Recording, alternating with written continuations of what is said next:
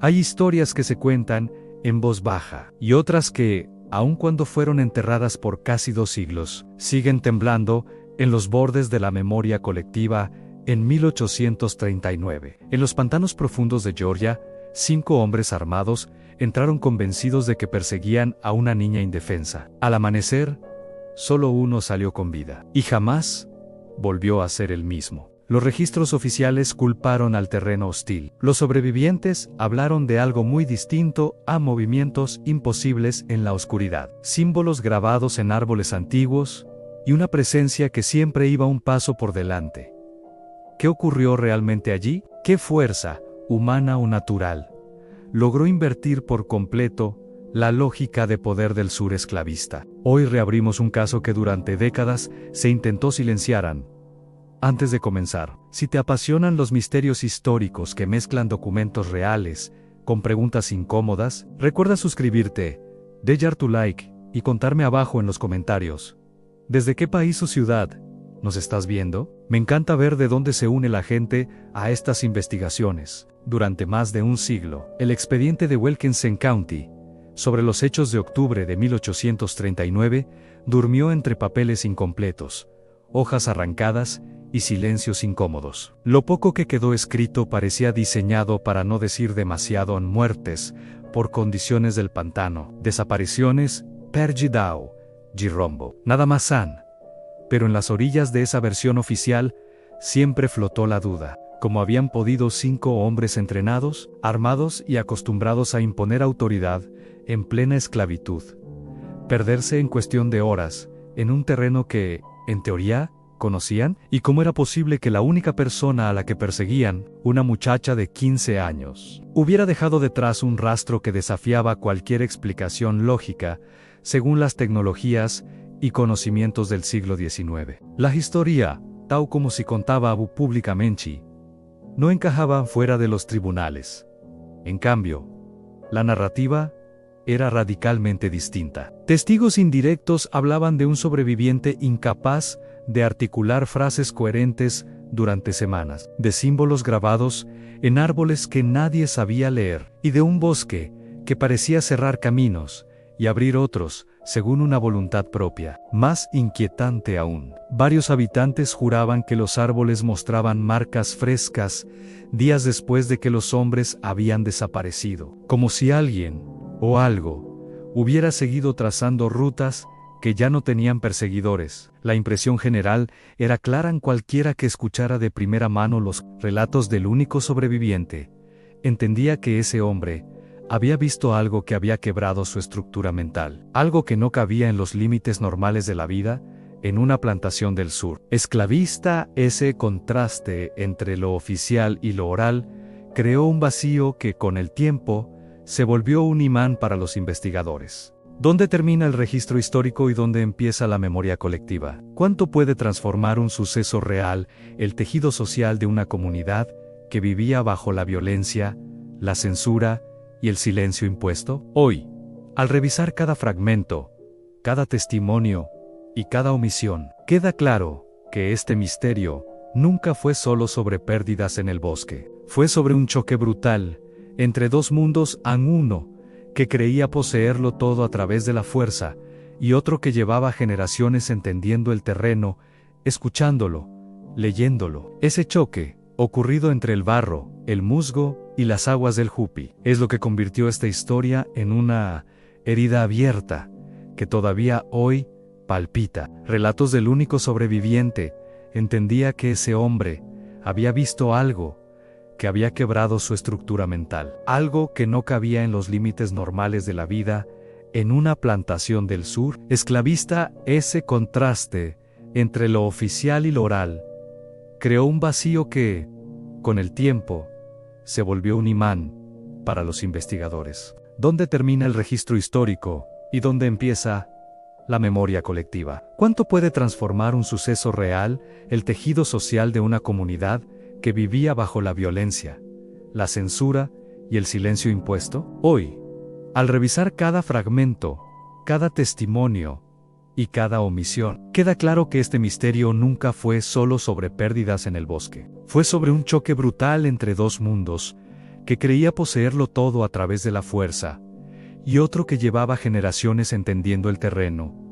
escuchándolo, leyéndolo. Ese choque, ocurrido entre el barro, el musgo y las aguas del Jupi, es lo que convirtió esta historia en una herida abierta que todavía hoy palpita. Para entender lo que ocurrió en esos pantanos, es necesario situarse en la realidad concreta de Georgia en 1839.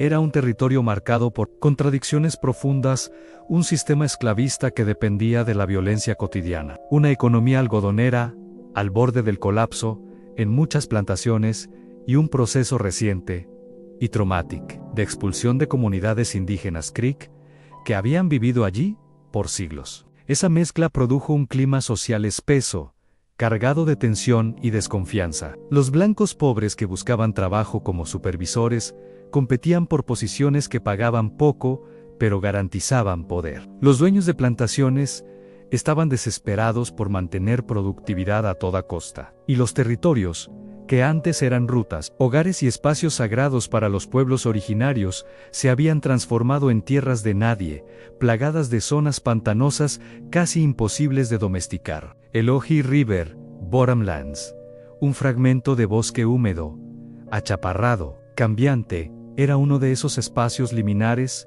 demasiado peligroso para ser explotado comercialmente, demasiado vasto para ignorarlo. A ojos de muchos colonos, era simplemente tierra mala. Para quienes habían nacido allí desde generaciones, era un ecosistema con reglas propias. Las aguas fluctuaban.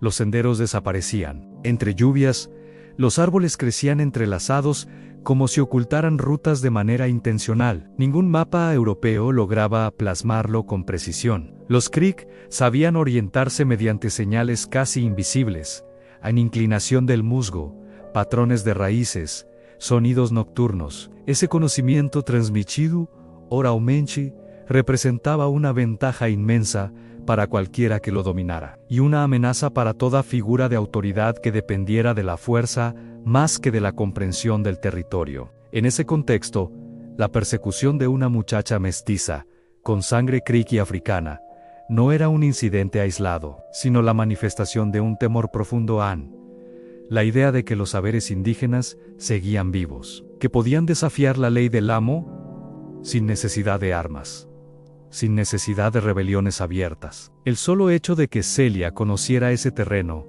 mejor que los hombres que la perseguían, era, para el sistema esclavista, una forma de insubordinación peligrosa. Y por eso la voluntad de capturarla no era solo castigo, sino control simbólico. Lo que nadie imaginaba era que al entrar en esos pantanos, aquellos supervisores estaban pisando un territorio donde su poder desaparecía y donde la naturaleza, y quienes la sabían leer, dictaban las reglas. Celia no era una figura común dentro de la plantación. Su madre, Creek, capturada durante los conflictos previos a la expulsión indígena, le había transmitido un conjunto de conocimientos que, para los ojos blancos, podrían parecer simples habilidades rurales. Pero para un pueblo que había sobrevivido siglos en esos pantanos, esos saberes eran una herramienta de supervivencia fina. Cómo leer el comportamiento de las aves para detectar agua limpia, cómo encontrar raíces comestibles, aunque el barro las ocultara. Cómo moverse entre el musgo sin dejar rastro, cómo caminar sobre superficies que parecían inestables sin hundirse. Su padre, africano, aportó otro tipo de conocimiento a mecánica elemental. La capacidad de improvisar herramientas, de entender tensiones, nudos, palancas. Entre ambos mundos, la niña creció en silencio, observando más de lo que hablaban su posición en la plantación, encargada del huerto y de labores cercanas a la casa principal. Le permitió dos cosas: mantener distancia de los supervisores más brutales y memorizar rutas de escape que no estaban a simple vista. Cada día, mientras llevaba agua o recolectaba hierbas, estudiaba la humedad del suelo, la caída de las hojas, los troncos huecos donde podía ocultar objetos. No preparaba una fuga impulsiva, preparaba un plan. Sabía que tarde o temprano sería llamada a la cabaña de los supervisores, ese lugar del que tantas mujeres salían temblando. Sabía además que depender de la velocidad no bastaría. La única manera de sobrevivir era haciendo del bosque un aliado. Por eso, durante meses, almacenó pequeñas cuchillas, pedazos de cuerda, yesca seca, incluso carne deshidratada tomada de a pocos para no ser notada. No esperaba huirán, esperaba resistir. Su serenidad, descrita incluso por quienes la perseguían, nunca fue señal de sumisión, sino de preparación. Celia había crecido escuchando historias Creek sobre la relación entre personas y territorio, sobre cómo el bosque responde a quienes lo conocen con respeto y castiga a quienes lo atraviesan con arrogancia. Había escuchado a su madre repetir que el pantano Tinma moría y que allí, el que no escucha, se pierde. Y cuando llegó el día en que los supervisores fueron tras ella, Celia no corrió como presa. Se adentró en un territorio donde solo una de las partes sabía orientarse. Desde el primer paso, la persecución estaba destinada a invertirse, aunque los hombres no lo supieran aún. Los supervisores de la plantación Gresham no eran figuras comunes ni respetadas en la región. Eran, más bien, hombres descartados por otros dueños, individuos cuyo historial de brutalidad era demasiado evidente incluso para los estándares del sur esclavista. Jacob Yarrow, el jefe del grupo, representaba el tipo de autoridad fría y meticulosa que llevaba un registro detallado de castigos como si fueran cuentas bancarias. Su hermano Samuel, más impulsivo, era conocido por su gusto por la violencia, una especie de fervor nervioso que lo hacía temido incluso entre los trabajadores blancos. Los otros tres, Nathaniel Cruz, William Tyson y Henry Burke, tenían algo en común. Habían sido despedidos de otras plantaciones por excesos que los propios propietarios habían considerado contraproducentes. Para estos hombres, la persecución de Celia no era simplemente una tarea laboral, era una oportunidad para reafirmar un poder que, fuera de la plantación, nadie respetaba, en un entorno donde los supervisores eran vistos como peones de bajo prestigio. La idea de capturar a una joven que se había atrevido a desafiarlos les ofrecía una especie de reivindicación personal, lo que nunca reconocieron abiertamente, pero que todos compartían. Era un miedo silencioso a la sensación de que el control que ejercían dentro de la plantación podía evaporarse si las personas esclavizadas comenzaban a perder el miedo. En ese contexto, traer a Celia de vuelta no era solo su trabajo, era una defensa del sistema que les daba identidad. Ese orgullo mal asentado fue lo que les impidió ver las señales de peligro. Cada uno tenía su propio motivo para seguir adelante, incluso cuando el terreno se volvía extraño. Jacob quería demostrar que nadie podía burlar su autoridad. Samuel deseaba dar un escarmiento y reafirmar su rol como ejecutor. Nathaniel y William buscaban mantenerse en su puesto porque no tenían otro medio de vida. Y Henry, el más joven, deseaba impresionar para ascender dentro de la jerarquía blanca. Ninguno de ellos, ni siquiera Jacob, el más experimentado, entendió que estaban entrando en un ecosistema que no se regía por el miedo a sus rifles, sino por leyes naturales que ninguno había aprendido a leer. Y ese desconocimiento marcaría cada error que cometerían después. La cacería inició con una aparente ventaja para los supervisores. Celia había huido a plena luz del día, y las primeras huellas eran fáciles de seguir: en ramas rotas, marcas frescas en el barro, la impronta de un pie descalzo sobre tierra húmeda. El grupo avanzó confiado, intercambiando bromas crudas y comentarios sobre el castigo que impondrían cuando la atraparan. Pero apenas cruzaron los primeros límites del pantano, la dinámica cambió. El suelo, antes firme, comenzó a humedecerse de manera irregular. Las raíces se entrelazaban como trampas naturales, y los sonidos del bosque se volvieron tan densos que era imposible determinar de dónde provenían. Lo que para ellos era desorden, para Celia era un mapa. A medida que avanzaban, la ruta comenzó a presentar inconsistencias. Las huellas reaparecían en lugares donde, según la lógica humana, la joven no podía haber pasado tan rápido. En otras zonas, el rastro desaparecía por completo, como si hubiera flotado sobre raíces sin tocar el suelo. Jacob, que tenía experiencia rastreando fugitivos, notó algo que no dijo en voz alta. La muchacha no estaba huyendo sin rumbo, estaba guiándolos. Incluso los fragmentos del rastro parecían demasiado visibles, como si ella dejara señales a propósito. Esa idea, la posibilidad de que no fueran cazadores, sino los guiados, comenzó a incomodar a los hombres, aunque ninguno quiso admitirlo. En el primer descanso, al caer la tarde, la tensión empezó a notarse. El terreno cambiaba con tal rapidez que los supervisores no sabían si habían avanzado 1 o 7 kilómetros. El aire estaba saturado de humedad.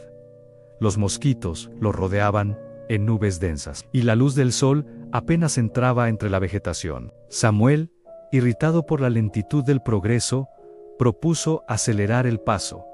Pero Jacob se negó. Algo en el ambiente lo inquietaba. Ese primer desacuerdo marcó la fractura inicial dentro del grupo. Para Celia, en cambio, era exactamente el efecto esperado. Cuanto más avanzaran, sin comprender dónde estaban, más dependientes serían de una lógica que el bosque no iba a respetar. La primera noche en el pantano fue el punto de quiebre. Los 5 hombres encendieron una fogata, convencidos de que la luz los protegería, pero no tardaron en comprender que la oscuridad allí era de otra naturaleza. El bosque no se comportaba como los bosques a los que estaban habituados. El sonido parecía doblarse, multiplicarse, moverse detrás de ellos sin importar hacia dónde apuntaran, a pesar de que mantenían turnos de vigilancia. Sus mochilas aparecieron alteradas al amanecer. Faltaban porciones específicas de comida. Un cuchillo había sido movido, y una cantimplora había desaparecido por completo. Nadie había visto nada. Nadie había escuchado una pisada, y sin embargo, algo o alguien había estado allí. A centímetros de ellos, el descubrimiento más perturbador fueron los símbolos, grabados en la corteza de varios árboles alrededor del campamento. Parecían recientes, como si alguien hubiera trabajado durante la noche. Ninguno de los supervisores podía interpretarlos, pero estaban claramente alineados en una secuencia que rodeaba el campamento en un semicírculo perfecto. Para Samuel, aquello era brujería. Para Jacob, una señal calculada. Para Henry, simplemente la prueba de que estaban siendo observados. Y aunque ninguno lo dijo en voz alta, todos comprendieron la misma verdad inquietante. Celia conocía el bosque a un nivel que ellos ni siquiera podían imaginar. Lo que para ellos era amenaza, para ella era lenguaje. La segunda noche confirmó que el equilibrio había cambiado por completo. En lugar de silencio, había susurros dispersos que parecían imitar voces humanas. Algunos hombres aseguraron escuchar su propio nombre, pronunciado desde la oscuridad. Otros oyeron melodías cortas y repetidas, como si alguien caminara alrededor de ellos, tarareando. Las sombras se movían de manera contradictoria a veces, parecían más cercanas que los árboles. Otras se desvanecían justo cuando uno de los supervisores apuntaba con su rifle. Para el amanecer, la autoridad interna del grupo estaba destruida. Habían entrado buscando a una muchacha indefensa, y en menos de 24 horas estaban convencidos de que algo, ya fuera humano o no, los había rebasado mentalmente. Y esa certeza, más que el terreno o la falta de luz, sería lo que terminaría quebrándolos. Con el amanecer del segundo día, el grupo ya no era un conjunto de hombres seguros de sí mismos, sino 5 figuras tensas, desgastadas y desconfiadas entre sí, a la desaparición repentina del rifle de Henry. Justo cuando él juraba haberlo tenido en las manos minutos antes, desató la paranoia. ¿Había sido robado?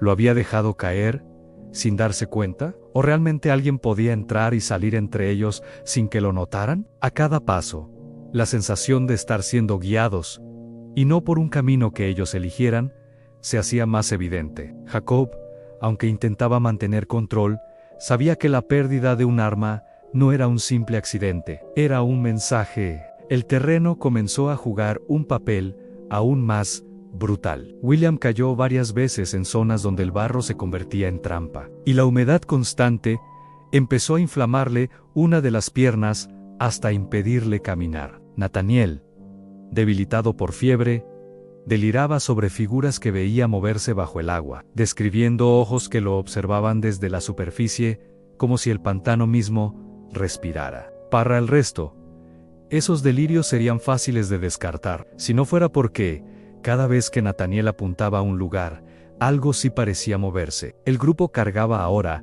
no solo con el cansancio físico, sino con un miedo que hacía imposible tomar decisiones coherentes. Finalmente, el quiebre llegó con la muerte de Nathaniel. Murió sin violencia aparente, simplemente agotado, con el cuerpo vencido por la combinación de fiebre, humedad y miedo extremo. La decisión de dejarlo allí, sin enterrarlo, marcó el punto de no retorno. Fue Jacob quien ordenó abandonar el cadáver, pero todos sabían que habían cruzado una frontera moral. Con William incapaz de seguirles el ritmo y la presión constante de sentirse observados desde la espesura, la cohesión desapareció. Ya no eran un equipo, eran 3 hombres, intentando no morir, cada uno guiado por impulsos contradictorios, incapaces de admitir que la joven, a la que perseguían, había logrado destruirlos sin disparar una sola flecha. Cuando finalmente vieron a Celia de pie,